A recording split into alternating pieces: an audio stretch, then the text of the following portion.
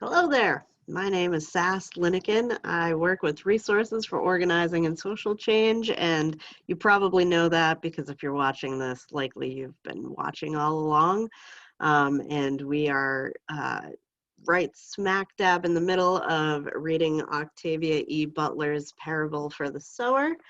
And so I am going to start off with a little recap here to catch us up to speed, and then I'm going to screen share so that people can read along while I'm reading.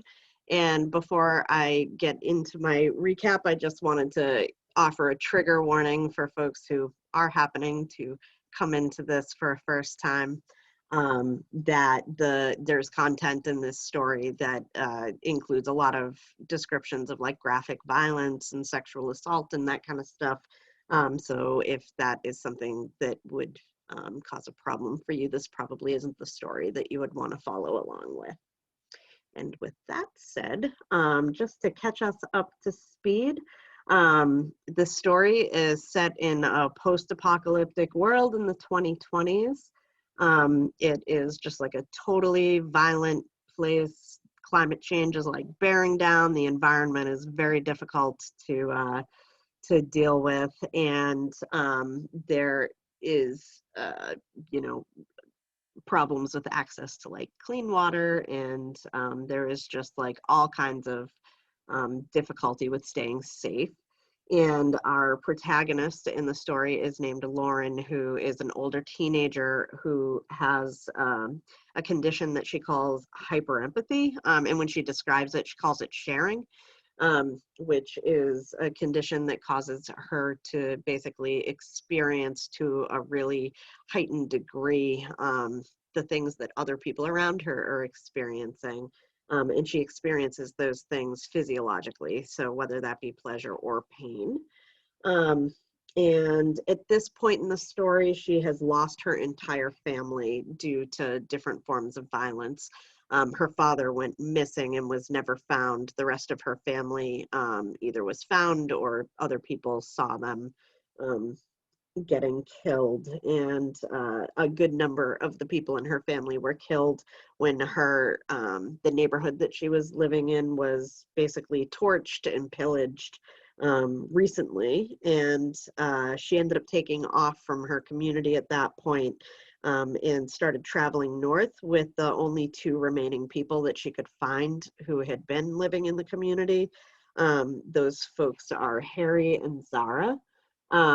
And the big development from last week is that after spending her entire life with only her family knowing about her sharing, she finally tells Harry and Zara because she ends up having to kill somebody who is attacking them to keep his pain from completely debilitating her.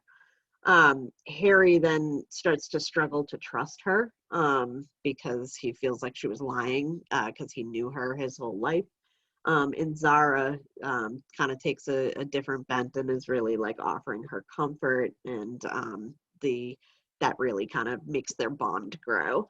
And we left off with Lauren sharing some of her journal writings with the both of them to try and maintain a feeling of trust while they were traveling. So without further ado, I am going to share my screen for folks who process better that way. And oops, here we go. Here we go. Move this over just a little bit. All right. Earlier today, we left the 118 freeway to look for and finally connect with the 23. Now we're on the 23 with charred, overgrown wilderness on one side and neighborhoods on the other. We can't see the fire itself now. We've passed it, come a long way from it, put hills between it and us as we head southward toward the coast, but we can still see the smoke. We didn't stop for the night until it was almost dark and we were all tired and hungry. Oops, it went forward. Here we go. We've camped away from the freeway on the wilderness side of it, out of sight, but not out of hearing of the shuffling hordes of people on the move. I think that's a sound that we'll hear for the whole of our journey, whether we stop in Northern California or go through to Canada.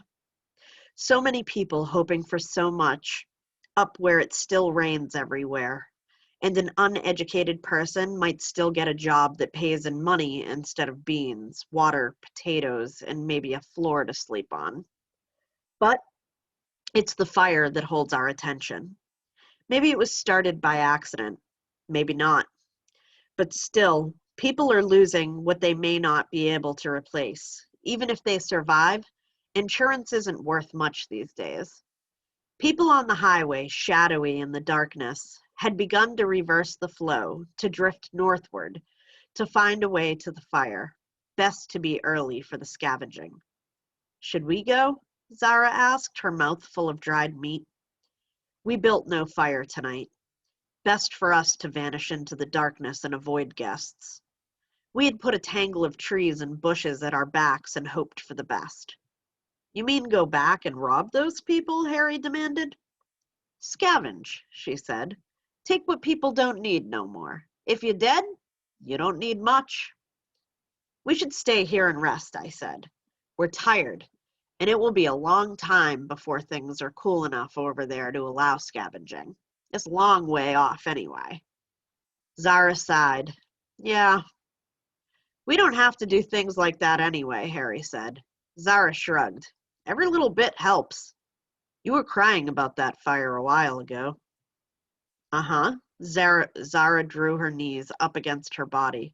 I wasn't crying about that fire. I was crying about our fire and my BB, and thinking about how much I hate people who set fires like that. I wish they would burn. I wish I could burn them. I wish I could just take them and throw them in the fire, like they did my BB. And she began to cry again, and he held her, apologizing and, I think, shedding a few tears himself. Grief hit like that. Something would remind us of the past, of home, of a person, and then we would remember that it was all gone. The person was dead, or probably dead. Everything that we'd known and treasured was gone. Everything except the three of us. And how well were we doing?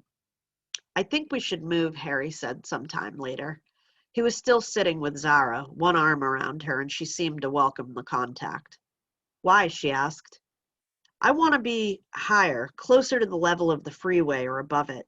I want to be able to see the fire if it jumps the freeway and spreads towards us. I want to see it before it gets too close.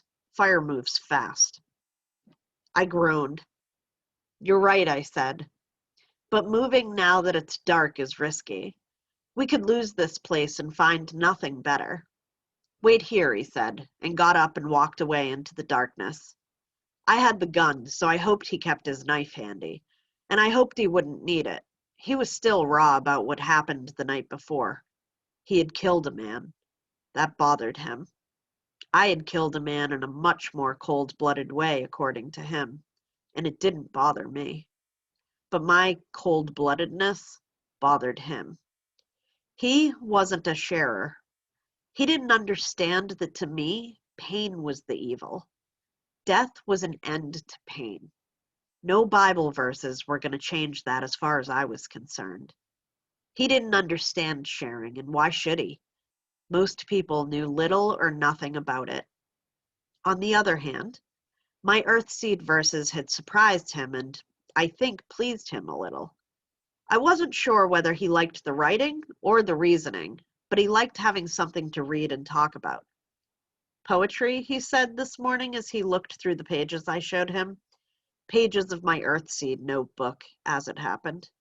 I never knew you cared about poetry. A lot of it isn't very poetical, I said, but it's what I believe, and I've written it as well as I could. I showed him 4 verses in all, gentle, brief verses that might take hold of him without his realizing it, and live in his memory without his intending that they should. Bits of the Bible had done that to me, staying with me even after I stopped believing. I gave to Harry and through him to Zara thoughts that I wanted them to keep. But I couldn't prevent Harry from keeping other things as well. His new distrust of me, for instance, almost new dislike. I was not quite Lauren Olamina to him any longer. I had seen that in his expression off and on all day. Odd. Joanne hadn't liked her glimpse of the real me either. On the other hand, Zara didn't seem to mind, but then she hadn't known me very well at home. What she learned now, she could accept without feeling lied to. Harry did feel lied to, and perhaps he wondered what lies I was still telling or living. Only time could heal that, if he let it. We moved when he came back. He had found us a new campsite near the freeway and yet private. One of the huge freeway signs had fallen or been knocked down and now lay on the ground, propped up by a chair of dead sycamore trees. With the trees, it formed a massive lean-to. The rock and ash leavings of a campfire showed us that the place had been used before. Perhaps there had been people here tonight, but they had gone away to see what they could scavenge from the fire.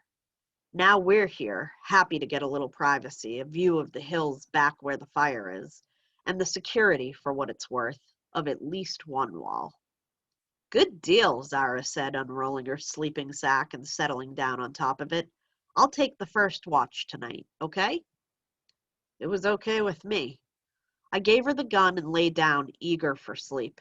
Again, I was amazed to find so much comfort in sleeping on the ground in my clothes. There's no narcotic like exhaustion. Sometime in the night, I woke up to soft, small sounds of voices and breathing. Zara and Harry were making love. I turned my head and saw them at it, though they were too much involved with each other to notice me. And of course, no one was on watch. I got caught up in their lovemaking and had all I could do to lie still and keep quiet. I couldn't escape their sensation. I couldn't keep an efficient watch. I could either writhe with them or hold myself rigid. I held rigid until they finished, until Harry kissed Zara, then got up to put his pants on and began his watch. And I lay awake afterward, angry and worried. How in hell could I talk to either of them about this? It would be none of my business, except for the time that they chose for doing it. But look when that was. We could have all been killed. Still sitting up, Harry began to snore. I listened for a couple of minutes, then sat up, reached over Zara, and shook him.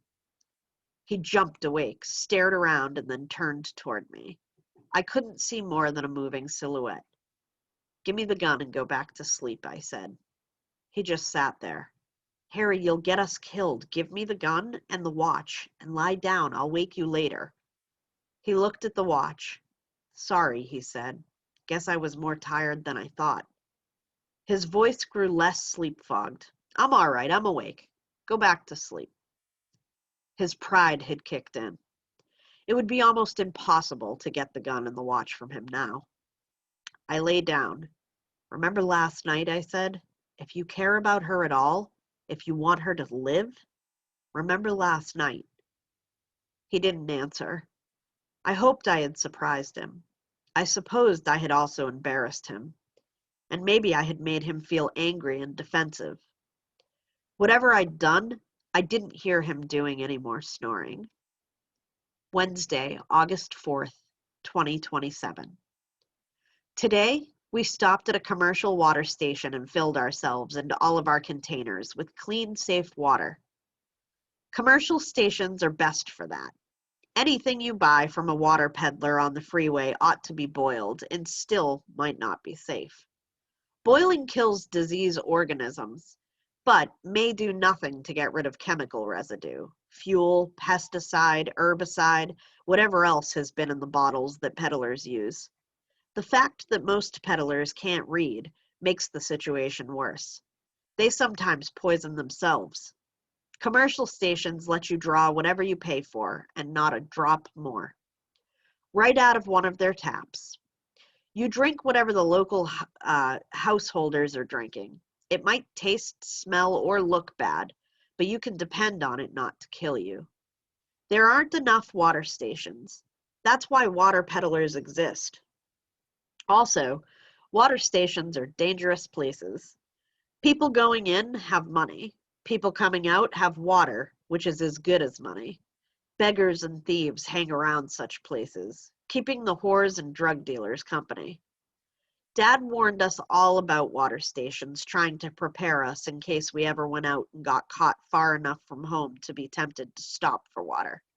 His advice? Don't do it. Suffer. Get your rear end home. Yeah. 3 is the smallest comfortable number at a water station. 2 to watch and 1 to fill up. And it's good to have 3 ready for trouble on the way to and from the station. 3 would not stop determined thugs, but it would stop opportunists. And most predators are opportunists. They prey on old people, lone women, or women with young kids, handicapped people. They don't want to get hurt. My father used to call them coyotes. When he was being polite, he called them coyotes.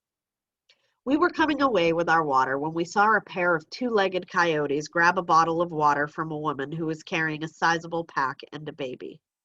The man with her grabbed the coyote who had taken the water. The coyote passed the water to his partner, and his partner ran straight into us. I tripped him. I think it was the baby who attracted my attention, my sympathy. The tough plastic bubble that held the water didn't break. The coyote didn't break either.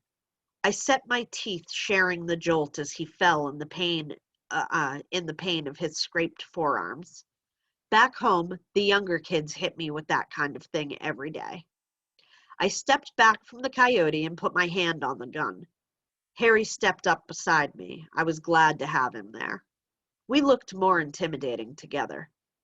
The husband of the woman had thrown off his attacker, and the 2 coyotes, finding themselves outnumbered, scampered away.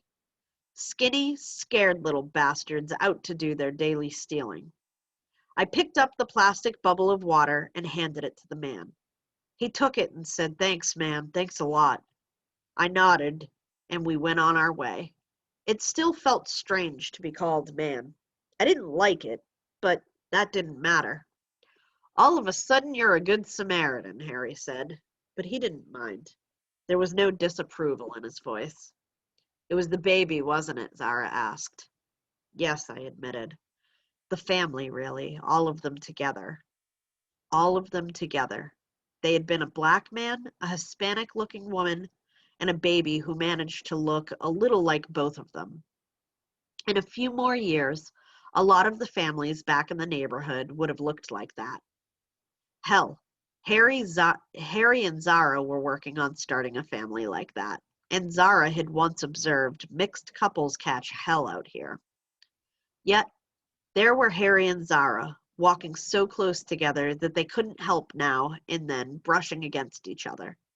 But they kept alert, looking around. We were on US 101 now, and there were even more walkers. Even clumsy thieves would have no trouble losing themselves in this crowd.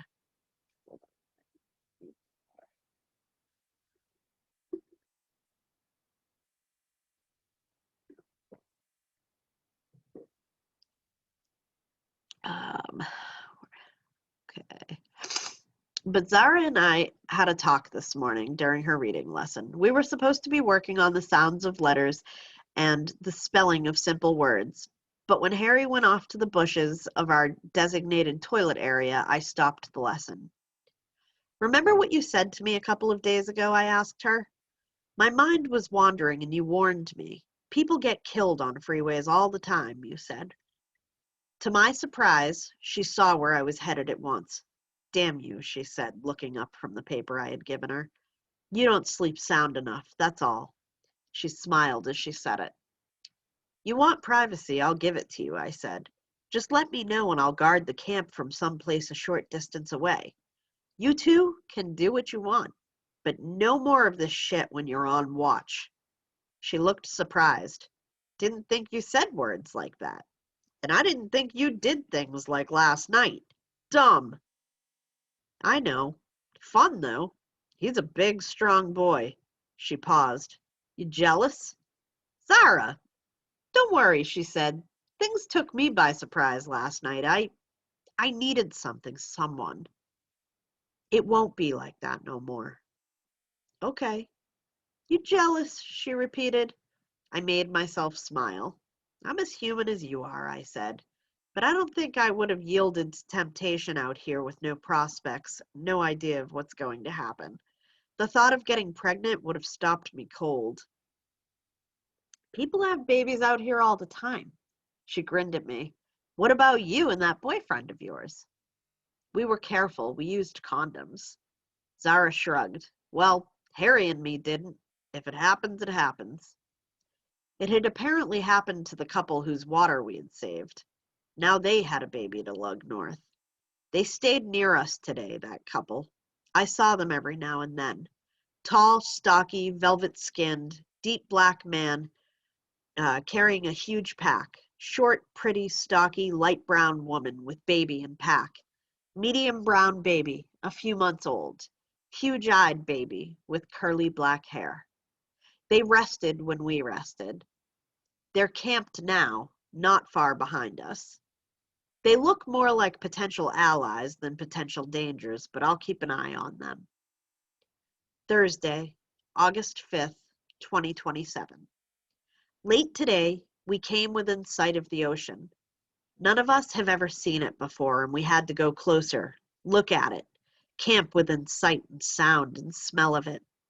Once we had decided to do that, we walked shoeless in the waves, pant legs rolled up. Sometimes we just stood and stared at it, the Pacific Ocean, the largest, deepest body of water on Earth, almost half a world of water. Yet, as it was, we couldn't drink any of it. Harry stripped down to his underwear and waded out until the cool water reached his chest. He can't swim, of course. None of us can swim. We've never before seen water enough to swim in. Zara and I watched Harry with a lot of concern. Neither of us felt free to follow him. I'm supposed to be a man, and Zara attracts enough of the wrong kind of attention with all of her clothes on. We decided to wait until after sundown and go in fully clothed, just to wash away some of the grime and stink. Then we could change clothes. We both had soap, and we were eager to make use of it.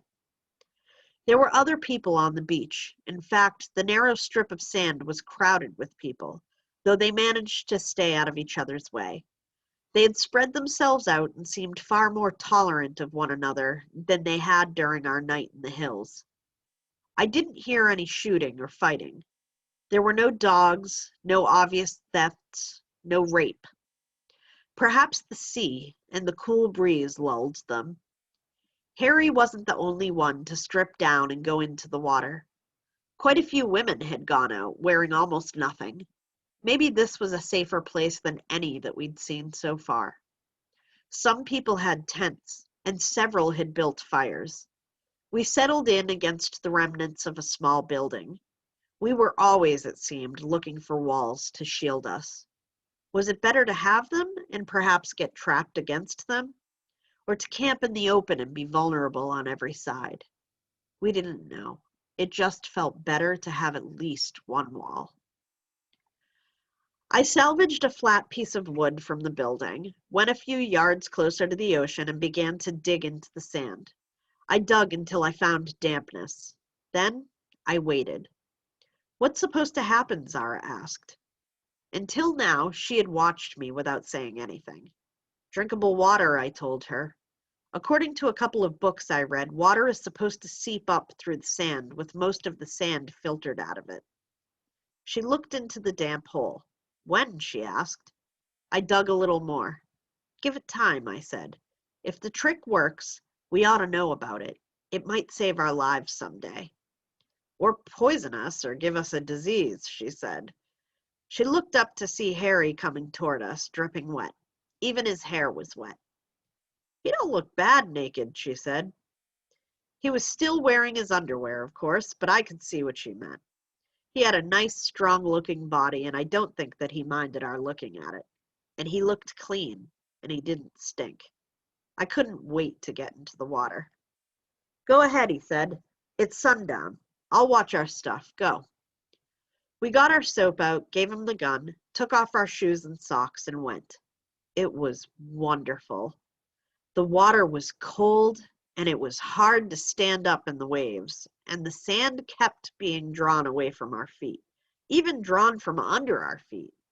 But we threw water on each other and washed everything, clothing, bodies, and hair, let the waves knock us around, and laughed like crazy people. Best time that I've had since we left home. Quite a lot of water had seeped into the hole I dug by the time we got back to Harry. I tasted it, took a little up in my hand while Harry criticized me. Look at all the people in this damned place, he said. Do you see any bathrooms? What do you think they do out here? You ought to at least have the sense to use a water purification tablet. That thought was enough to make me spit out the mouthful of water that I had taken. He was right, of course. But that one mouthful had told me what I wanted to know. The water had been a little brackish, but not bad. Drinkable. It should be boiled, or a water purification tablet should be added to it, as Harry had said. And before that, according to my book, it could be strained through sand to get rid of more of the salt. That meant that if we stayed near the coast, we could survive even if we ran short of water. That was good to know. We still had our shadows.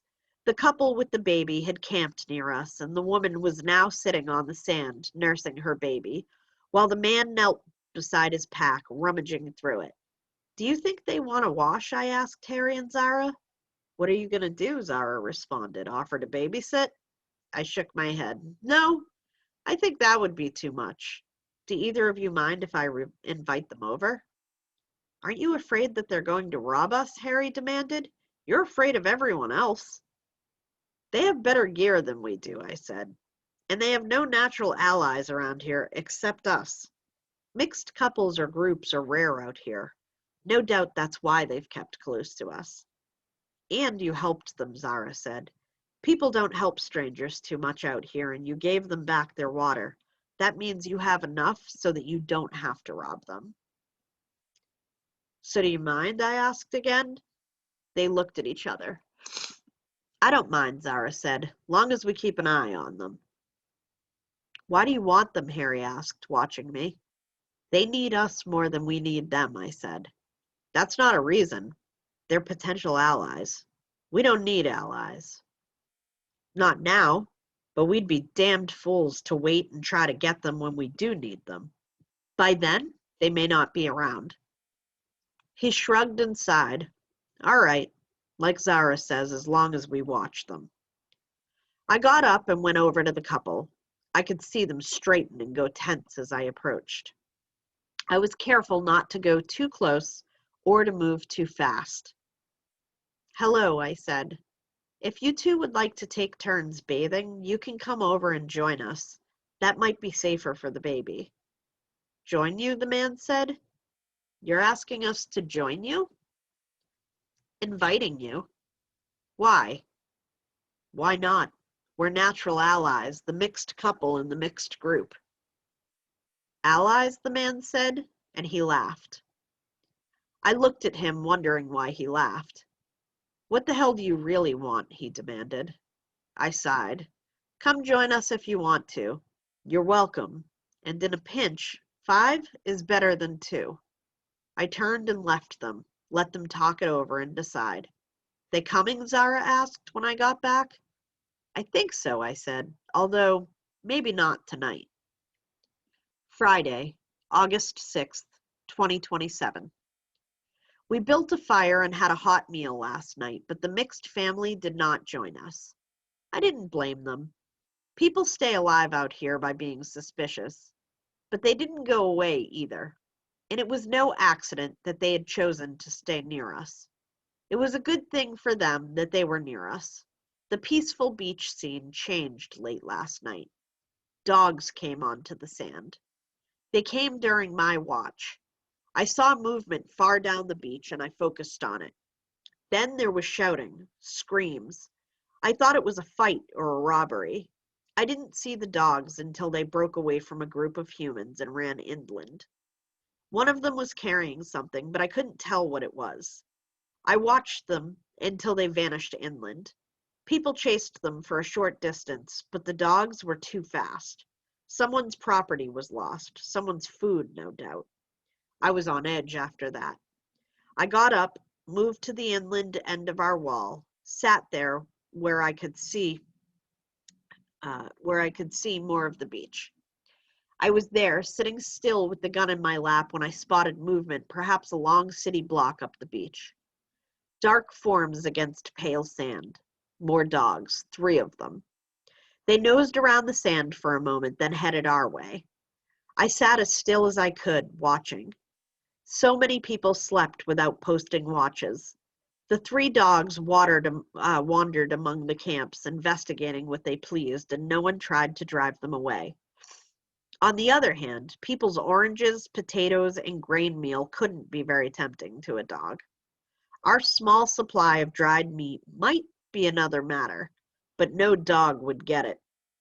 But the dogs stopped at the camp of the mixed couple. I remembered the baby and jumped up. At the same moment, the baby began to cry. I shoved Zara with my foot and she came awake all at once. She could do that. Dogs, I said. Wake Harry. Then I headed for the mixed couple. The woman was screaming and beating at a dog with her hands. A second dog was dodging the man's kicks and going for the baby. Only the third dog was clear of the family. I stopped, slipped to safety, and as the third dog went in toward the baby, I shot it. The dog dropped without a sound. I dropped too, gasping, feeling kicked in the chest. It surprised me how hard the loose sand was to fall on. At the crack of the shot, the other 2 dogs took off inland. From my prone position, I sighted on them as they ran.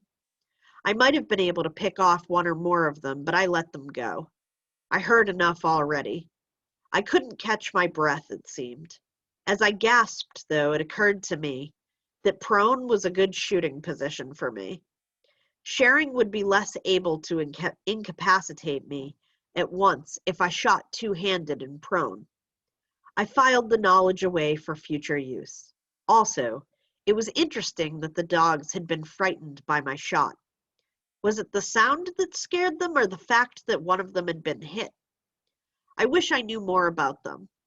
I've read books about them being intelligent, loyal pets, but that's all in the past.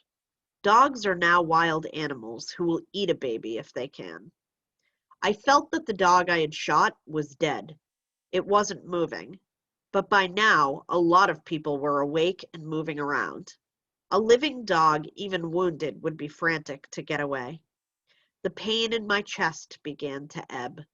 When I could breathe without gasping, I stood up and walked back to our camp. There was so much confusion by then that no one noticed me except Harry and Zara. Harry came out to meet me. He took the gun from my hand, then took my arm and steered me back to my sleep sack. So you hit something, he said as I sat gasping again from the small exertion. I nodded. Killed a dog. I'll be okay soon. You need a keeper, he said. Dogs were after the baby. You've adopted those damned people. I smiled in spite of myself, liking him, thinking that I'd pretty much adopted him and Zara too. What's wrong with that? I asked. He sighed. Get in your bag and go to sleep, will you? I'll take the next watch. Some people just came and carried off the dog you killed, Zara said. We should have got it. I'm not ready to eat dog yet, Harry told her. Go to sleep. The names of the members of the mixed family are Travis Charles Douglas, Gloria Natividad Douglas, and 6-month-old Dominic Douglas, also called Domingo. They gave in and joined us tonight after we made camp. We've detoured away from the highway to make camp on another beach, and they've followed. Once we were settled, they came over to us, uncertain and suspicious, offering us small pieces of their treasure. Milk chocolate full of almonds. Real milk chocolate, not carob candy. It was the best thing that I'd tasted since long before leaving Robledo. It was you last night, Natividad asked Harry. The first thing she had told us was to call her Natividad. It was Lauren, Harry said, gesturing toward me. She looked at me. Thank you. Is your baby all right? I asked. He had scratches and sand in his eyes and mouth from being dragged. She stroked the sleeping baby's black hair. I put salve on the scratches and washed his eyes. He's all right now. He's so good. He only cried a little bit. Hardly ever cries, Travis said with a quiet pride. Travis has an unusual deep black complexion, skin so smooth that I can't believe he has ever in his life had a pimple. Looking at him makes me want to touch him and see how all of that perfect skin feels. He's young, good-looking, and intense. A stocky, muscular man, tall but a little shorter and a little heavier than Harry. Natividad is stocky too. A pale brown woman with a round, pretty face. Long black hair bound up in a coil atop her head. She's short, but it isn't surprising somehow that she can carry a pack and a baby and keep up a steady pace all day. I like her. I feel inclined to trust her. I'll have to be careful about that, but I don't believe that she would steal from us. Travis has not accepted us yet, but she has. We've helped her baby. We're her friends. We're going to Seattle, she told us. Travis has an aunt there. She says that we can stay with her until we find work. We want to find work that pays money. Don't we all, Zara agreed. She sat on Harry's sleep sack with him, his arm around her. Tonight could be tiresome for me. Travis and Natividad sat on their 3 sacks spread out to give their baby room to crawl when he woke up. Natividad had harnessed him to her wrist and a length of clothesline. I felt alone between the 2 couples. I let them talk about their hopes and rumors of northern Edens. I took out my notebook and began to write up the day's events, still savoring the last of the chocolate. The baby awoke hungry and crying. Natividad opened her loose shirt, gave him a breast, and moved over near me to see what I was doing. You can read and write, she said with surprise. I thought you might be drawing. What are you writing? She's always writing, Harry said. Asked to read her poetry. Some of it isn't bad. I winced. My name is androgynous, in pronunciation at least. Lauren sounds more like a masculine Lauren, but pronouns are more specific and still a problem for Harry. She? Travis asked right on cue. Her? Damn it, Harry, I said. We forgot to buy that tape for your mouth. He shook his head, then gave me an embarrassed smile. I've known you all my life. It isn't easy to remember to switch all your pronouns. I think it's all right this time, though. I told you so, Natividad said to her husband. Then she looked embarrassed. I told him you didn't look like a man, she said to me. You're tall and strong, but I don't know. You don't have a man's face. I had almost a man's chest and hips, so maybe I should be glad to hear that I didn't have a man's face. Though it wasn't going to help me on the road. We believed 2 men and a woman would be more likely to survive than 2 women and a man, I said. Out here, the trick is to avoid confrontation by looking strong. The 3 of us aren't going to help you look strong, Travis said. He sounded bitter. Did he resent the baby and Natividad? You are our natural allies, I said. You sneered at that last time I said it, but it's true. The baby won't weaken us much, I hope, and he'll have a better chance of surviving with 5 adults around him. I can take care of my wife and my son, Travis said with more pride than some. I decided not to hear him. I think you and Natividad will strengthen us, I said. 2 more pairs of eyes, 2 more pairs of hands. Do you have knives? Yes. He patted his pants pocket.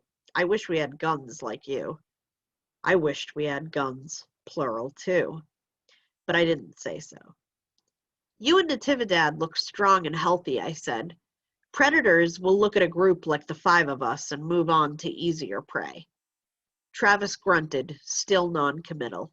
Well, I had helped him twice, and now I was a woman. It might take him a while to forgive me for that, no matter how grateful he was. I want to hear some of your poetry, Natividad said. The man we worked for, his wife used to write poetry.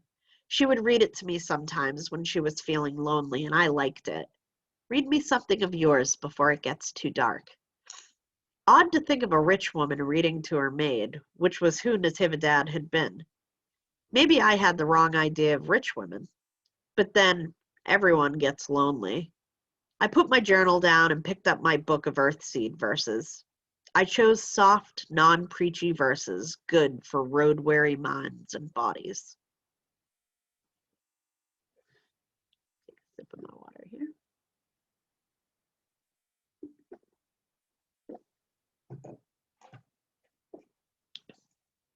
Once or twice each week, a gathering of earthseed is a good and necessary thing. It vents emotions, then quiets the mind. It focuses attention, strengthens purpose, and unifies people. Earthseed, the Books of the Living. Sunday, August 8th, 2027. You believe in all this earthseed stuff, don't you? Travis asked me. It was our day off, our day of rest. We had left the highway to find a beach where we could camp for the day and night and be comfortable. The Santa Barbara beach we had found included a partly burned park where there were trees and tables.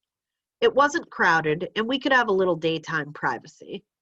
The water was only a short walk away.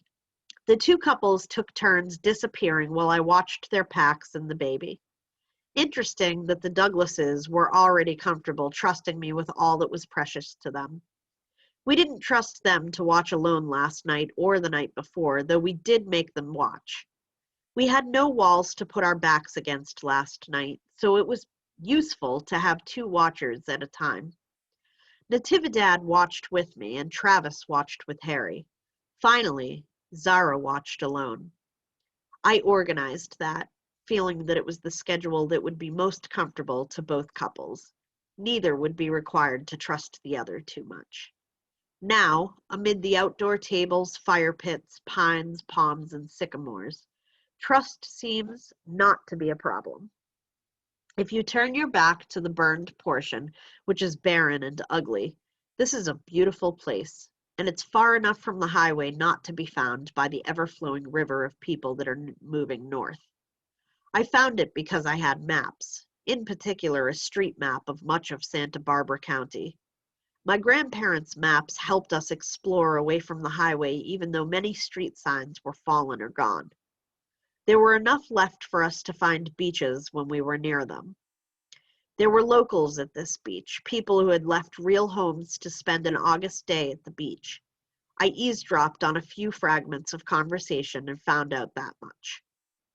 Then I tried talking to some of them. To my surprise, most were willing to talk. Yes, the park was beautiful except where some painted fools had set fires.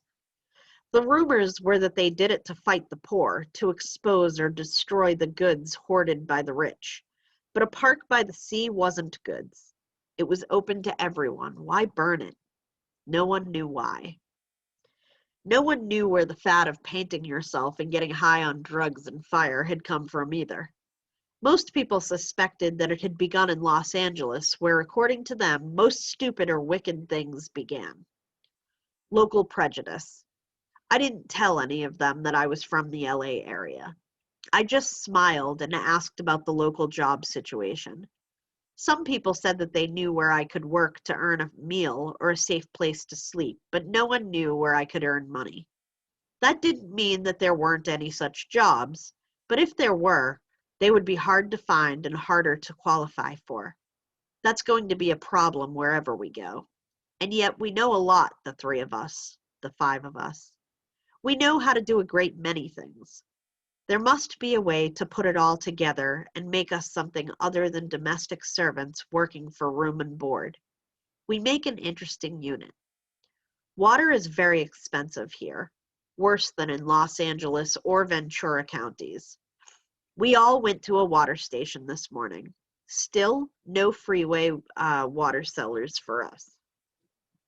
On the road yesterday, Um, on the road yesterday, we saw 3 dead men, a group together, young, unmarked, but covered with the blood that they had vomited, their bodies bloated and beginning to stink. We passed them, looked at them, took nothing from their bodies. Their packs, if they'd had any, were already gone. Their clothes, we didn't want. And their canteens, all 3 still had canteens. Their canteens, no one wanted. We all resupplied yesterday at a local Hanning Joss. We were relieved and surprised to see it. A good, dependable place where we could buy all we needed, from solid food for the baby to soap to salves for skin chafed by salt water, sun, and walking. Natividad bought new liners for her baby carrier and washed and dried a plastic bag of filthy old ones. Zara went with her into the separate laundry area of the store to wash and dry some of our filthy clothing. We wore our sea-washed clothing, salty, but not quite stinking. Paying to wash clothes was a luxury that we could not often afford, yet none of us found it easy to be filthy. We weren't used to it. We were all hoping for cheaper water in the north. I even bought a second clip for the gun, plus solvent, oil, and brushes to clean the gun. It had bothered me not being able to clean it before. If the gun failed us when we needed it, we could be killed. The new clip was a comfort, too. It gave us a chance to reload fast and keep shooting. Now we lounged in the shade of pines and sycamores, enjoyed the sea breeze, rested, and talked. I wrote fleshing out my journal notes for the week. I was just finishing that when Travis sat down next to me and asked this question. You believe in all this earthseed stuff, don't you? Every word, I answered. But you made it up. I reached down, picked up a small stone, and put it in the table between us. If I could analyze this and tell you all that it was made of, would that mean that I'd made up its contents? He didn't do more than glance at the rock. He kept his eyes on me. So what did you analyze to get earthseed? Other people, I said. Myself, everything that I could read, hear, see, all the history that I could learn. My father was a minister and a teacher. My stepmother ran a neighborhood school. I had a chance to see a lot. What did your father think of your idea of God? He never knew. You never had the guts to tell him? I shrugged. He's the one person in the world that I worked hard not to hurt. Dead? Yes. Yeah, my parents too. He shook his head. People don't live long these days. There was a period of silence. After a while, he said, How did you get your ideas about God? I was looking for God, I said. I wasn't looking for mythology or mysticism or magic. I didn't know whether there was a God to find, but I wanted to know. God would have to be a power that could not be defied by anyone or anything. Change. Change. Yes. But it's not a God. It's not a person or an intelligence or even a thing. It's just, I don't know, an idea. I smiled. Was that such a terrible criticism? It's a truth, I said. Change is ongoing. Everything changes in some way. Size, position, composition, frequency, velocity, thinking, whatever. Every living thing, every bit of matter, all the energy in the universe changes in some way. I don't claim that everything changes in every way, but everything changes in some way. Harry, coming in, dripping from the sea, heard this last. Sort of like saying God is the second law of the thermodynamics, he said, grinning. He and I had already had this conversation. That's an aspect of God, I said to Travis. Do you know about the second law? He nodded.